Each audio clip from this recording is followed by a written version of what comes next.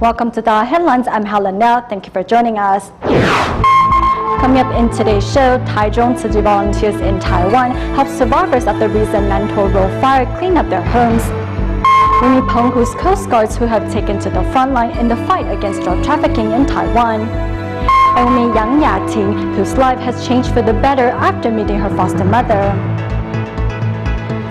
In Taiwan's Taichung, on June 9th, a blaze broke out on Nantou Road, affecting 8 houses.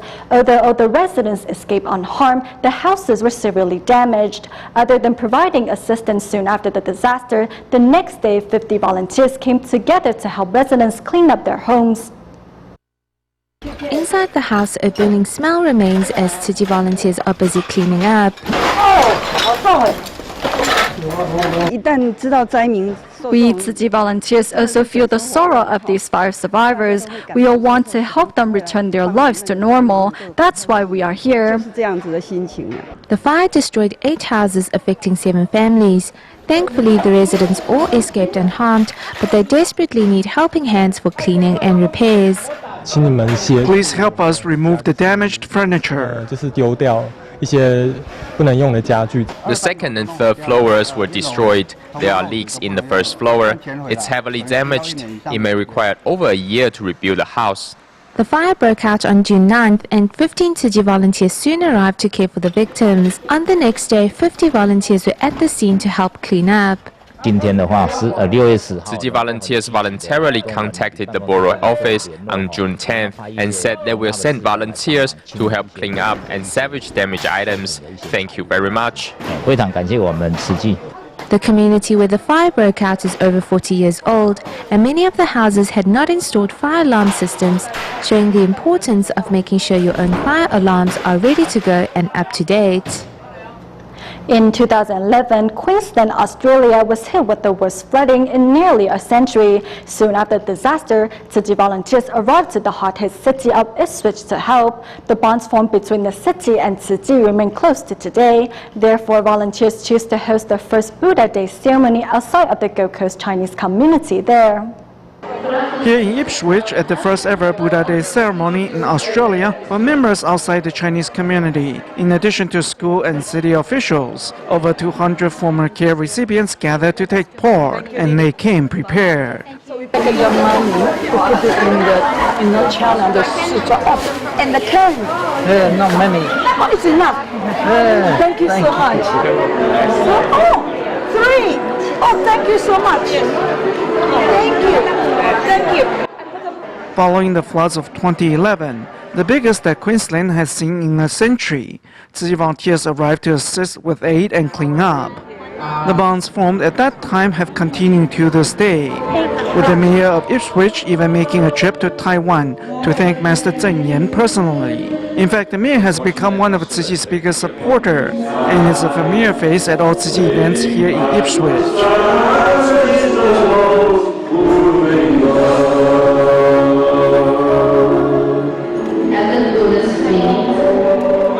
Since most of the attendees are not Buddhists, today's ceremony is a first for them. However, under the volunteers' guidance, the ceremony goes off without any major problems, and everyone gets a chance to honor the Buddha. It's amazing what humans can do when they really want to and they want to help, you know. I cried, so yeah, I really enjoyed myself and thank you. Next, 20 children take a moment to serve tea to their parents in a traditional Chinese manner, with one American councilwoman served by the school principal's son. And hug your parents, please. Just felt nice. I think it was a little bit strange for them to sit down and kneel in front of their parents. They're lovely children and we appreciate it. With love and respect, Tzu Chi volunteers are finding ways to erase cultural and language barriers as they spread their message far and wide here in Australia. To celebrate the Dragon Boat Festival, Dallas Tzu Chi volunteers in the United States came together to make glutinous rice dumplings, also known as zhongzi, for a charity sale. The event was joined by the employees of Panda Express, a US-based Chinese chain restaurant, who gave up their holidays to help. From washing bamboo leaves to making glutinous rice dumplings, despite the arduous work, all volunteers are smiling because the money made from selling the 粽子 will go to help those in need. One of the motivations that brought me here is to see the people united, everybody working with a common goal, and also relates to my personal belief, helping others. This year, the event is joined by Chinese chain restaurant Panda Express employees who gave their holidays to volunteer. Around March, about 90 Panda Express employees traveled to Taiwan to gain a better understanding of Tzu Chi. When they returned home, many of them became volunteers of the Buddhist NGO or other charity organizations. Due to the recent disaster in Oklahoma, many Tzu Chi volunteers have been visiting tornado survivors on a weekly basis. Although fewer volunteers were present to make the 粽子, everyone who stayed behind willingly shouldered the additional responsibility. In the United States, as medical personnel are needed for the ever-increasing free clinics in Los Angeles, the Tzu Chi El Monte Liaison Office recently held a training course for those interested in becoming a dental assistant. At the end of the program, participants will have the medical skills and knowledge to help dentists during the free clinics. Every time I go, I sit there all tense with eyes closed and wonder what the dentist is doing in my mouth. After today's class, I think I'll have a better idea of what's going on. Everyone here today is alike in their enthusiasm and curiosity.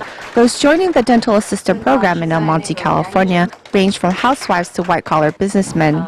We have discovered that many of our Tzu Chi volunteers are very interested in helping out at the free clinics. However, in dentistry, we need people that have prior training and thus understand how to keep themselves and the patient safe. I'm really happy and a bit surprised that my daughter is here taking this class with me. I look forward to the day when we can participate in the free clinics together. During the 8-week course, participants learn how to operate the various pieces of medical equipment one finds in a dental office. Everyone hopes they will soon be able to put these skills to good use in upcoming free clinics.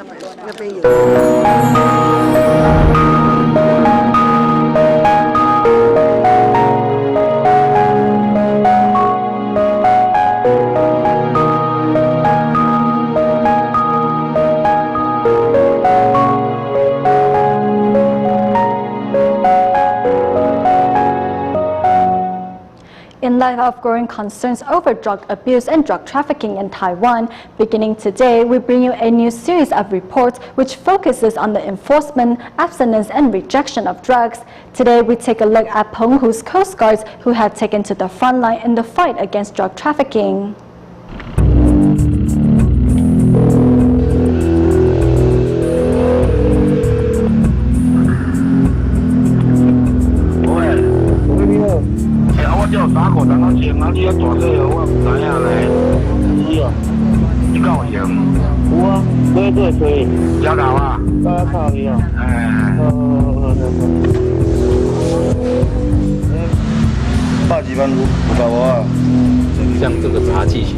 The most difficult part about a sting operation is staying undetected. If during the operation we get exposed in the slightest, they might call off the whole deal. 稍微距离拉长，不要太近，避免曝光。速度放慢，接近渔船，研判可能要停车。我们就一路跟到刚好。 We tail them until they get on board the vessel. We suspect that's where they will do the exchange. We will ambush them, and once the captain gets on board and makes the exchange, we will take them down.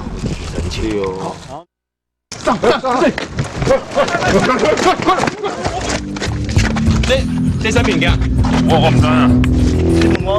我们带回去检验一下，跟着我们回去检验看是不是毒品。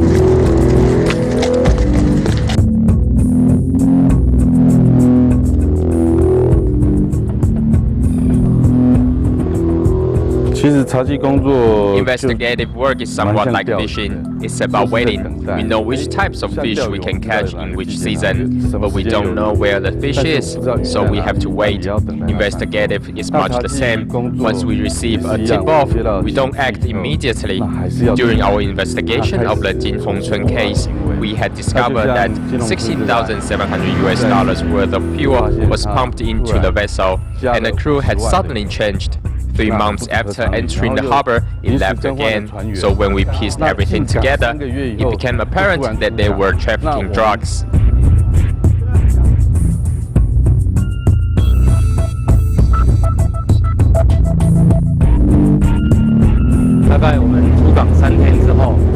We searched for about 2 to 3 days. On the morning of the third day, at about 1 to 2 a.m., we located the fishing vessel offshore of Hsinchu. Because it was more dangerous to do the bust then, we decided to do the raid at 6 a.m. that morning, when we successfully broke the drug trafficking ring.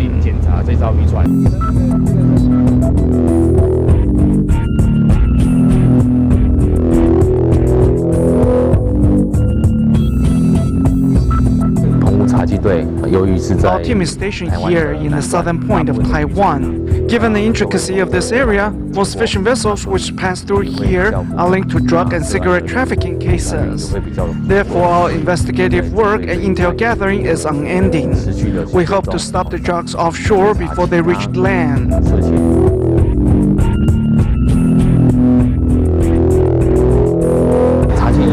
Our main task is to protect our next generation from coming into contact with drugs or become a victim of drug abuse.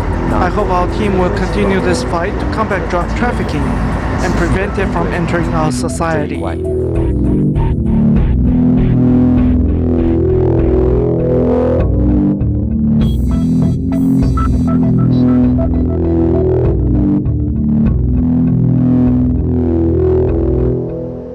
In an effort to combat the growing use of ketamine in teenagers, Deputy Director of the Ministry of Justice Department of Judicial Protection Huang Yijun visited Guo Hanchong, Chief of the Urology Department at Hualien Tzu Hospital to discuss the effect of the drug on the urology system.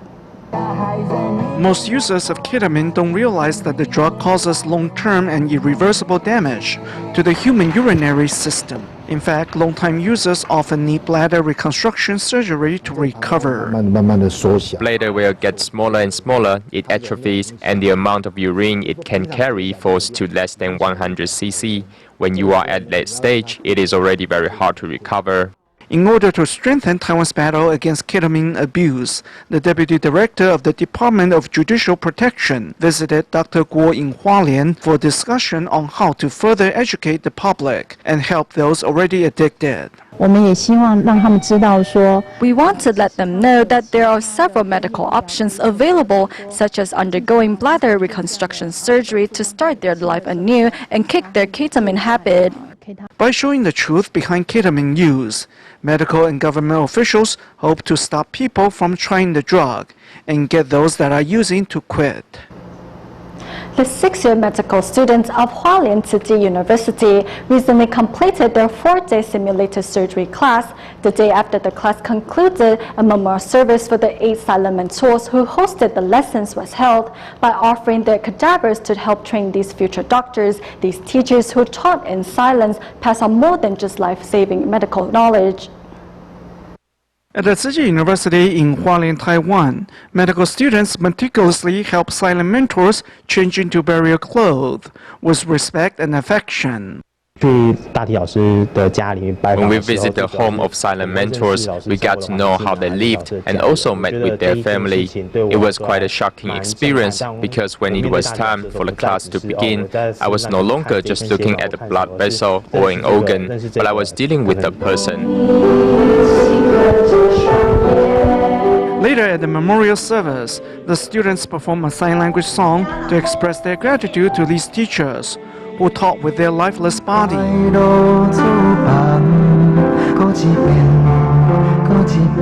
Photos of each silent mentor who hosted the recent 4-day simulated surgery are projected onto a big screen.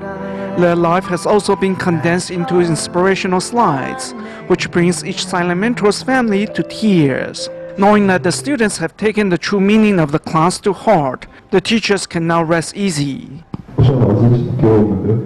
I think that the silent mentor didn't just enlighten us with medical knowledge, but also entrusted us with their characters and compassion. I thank all silent mentors and their families for making this possible. The cremated remains of the silent mentors are carefully placed into a crystal urn, including that of instructor Ye Xianhong. He became Master Zeng Yan's disciple 3 days before he passed on, and his will is being carried on by his daughter. Dad, although now you are in heaven, I will continue to take care of my mom and little brother. The Tzu path that you didn't get to travel, we will walk it for you. Silent mentors sacrifice themselves to help train medical students and professionals, so more lives will be saved. They will rest at the columbarium inside the university, where their tales will be told for generations.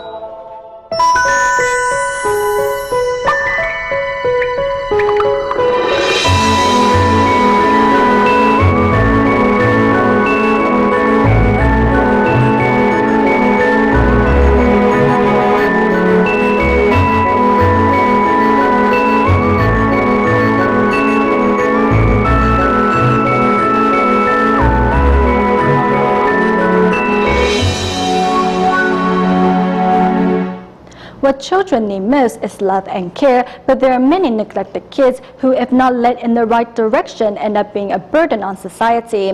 Next with me, Yang Yating, who was a foster child. Yang said that if she had not received the support from her foster parents, then she might not be where she is today. It's lunchtime and Yang Yating is helping out in the kitchen with her aunt. And although Yang calls the older female auntie, the two are not actually related. Yang used to be a foster child here, and before she met her foster mother, home was a foreign concept.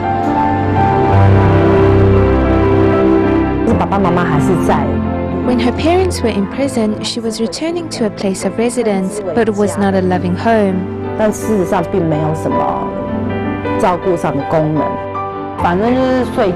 I would just sleep there, and most likely there wasn't any food, so I had to wander around looking for food. I would also take cold showers as there wasn't hot water available.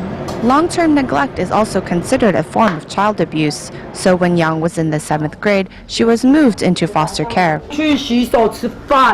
Welcoming the young girl with open arms was foster mom, Xu Jiyou.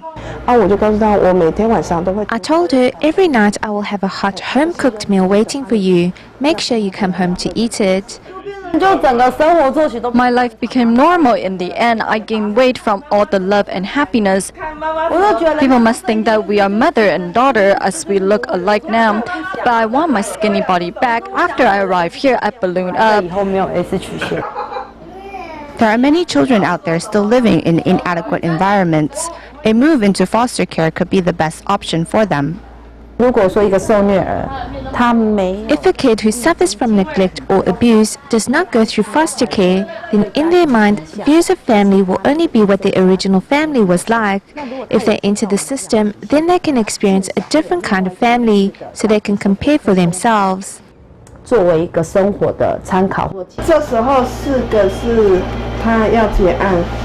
Foster care has an expiration date. When the time is up, the children must face surviving in the real world on their own. That's why foster mom Xu taught Yang independence. She made money by washing dishes and bussing the tables at food vendors. She paid her own tuition fees since high school.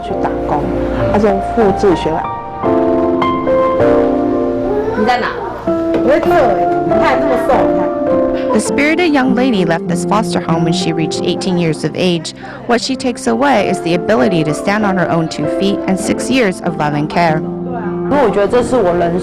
I feel this was the point in my life when I fell down and got back up, a restarting point. If this foster home was not there for me, I perhaps would have headed down the wrong path and most likely be in jail too.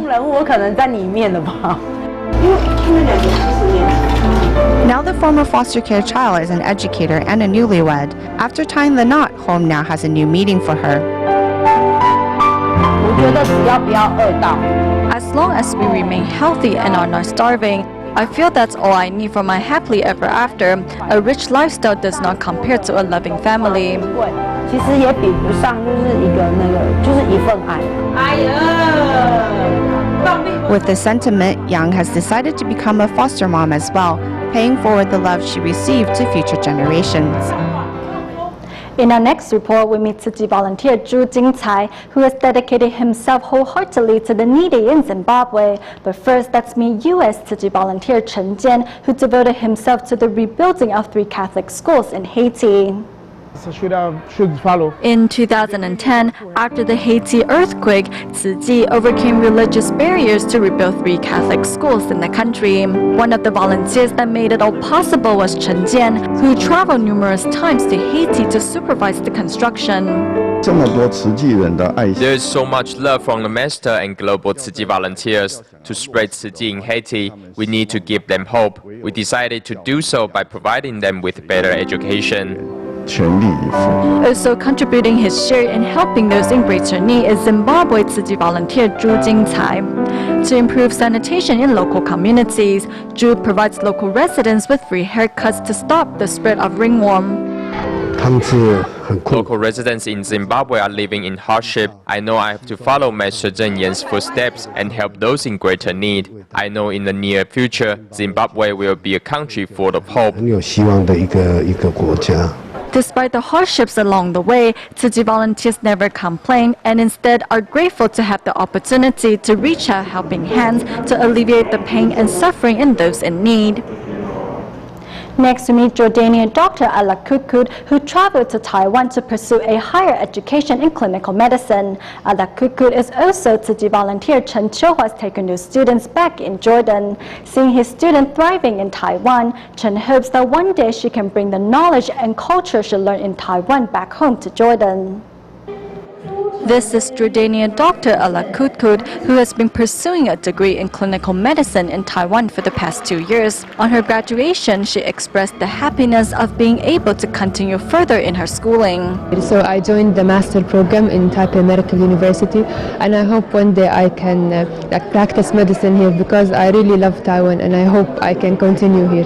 This is my second year, 2 years master. I finished master degree in clinical medicine. So 2 years, and hopefully I will continue for a PhD. In fact, Ala Kutku was Tzu Chi volunteer Chen Chiohua's taekwondo students back in Jordan. Seeing his students receiving an education in Taiwan, Chen is very happy. She has the determination, and the most important thing is that she can bear any hardship, so we need to give her our blessings. I hope she can continue her schooling and bring her new medical knowledge and her experience of Taiwanese culture back to Jordan. Although back in Jordan, Ala Kutku was only a medical student, she devoted herself to Tzu Chi's aid distributions and Tima events. Now that she has received a master's degree in clinical medicine, Ala Kutku hopes to use this knowledge to further help the needy when she returns home. We go back to the United States at the end of the show. New Jersey Tzu Chi volunteers recently held a scholarship award ceremony and distributed tuition aid to 22 underprivileged students to give them a chance to pursue higher education. We will leave you with these images. Thank you for watching DaAi Headlines. Goodbye.